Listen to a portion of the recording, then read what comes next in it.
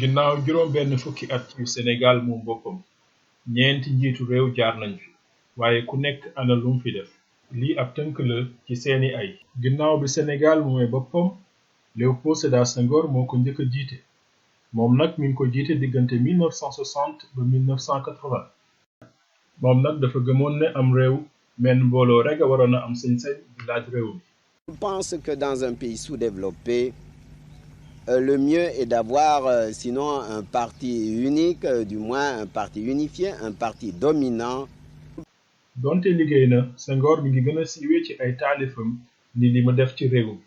fës na itam ci réeroo ci digganteem ak ñenn ñu mu àndaloon di xeex ngir Sénégal moom boppam ku ci mel ni Mamadou Dia mi nga xam ne da ko mujjee woon a sax tëj waaye juboowam ak sëriñ si newoon ci réew mi bokk na ci li ko dëgëral ginnaaw bi mu yoree réew mi ñaar fukki at Senghor moo bàyyil boppam jébbal ko Abdou Diouf mu yor ko diggante 1981 ba 2000 ci ayam la géeju politique yi gën a yaatoo waaye diir bi muy jiite réew mi dafa jànkonteel ay jafe-jafe koom yu metti. Un monde tourmenté parce que la crise est générale. La crise est générale et partout. Abdoulaye Wade moom foqati nguur gi ci loxoy Abdou Diouf ci atum 2000 ginnaaw bi mu ko laajee ñaar fukki at noonu la jiitee Sénégal diggante 2000 ba 2012 moom nag ayam mi ngi ko jëmale woon ci liggéey. Il faut travailler, beaucoup travailler,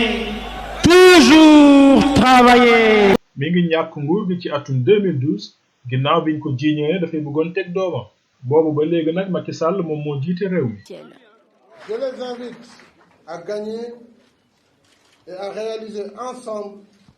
le changement attendu par les populations. moom mooy njiitu réew bi njëkk bu judd ginnaaw bi Sénégal moomee boppam ba loolu tax mu jur yaakaar ju bari waaye yaakaar googu mi ngi bëgg a tas ci ñenn ci askan wi ginnaaw liggéey yu bari yu laaj koom bu bari yu mu sumb te yegguñu ba léegi fi mu toll nii bari na ñuy laaj réew mi ñu xool jogante yi di ñëw ana ku ko askan wi di jox.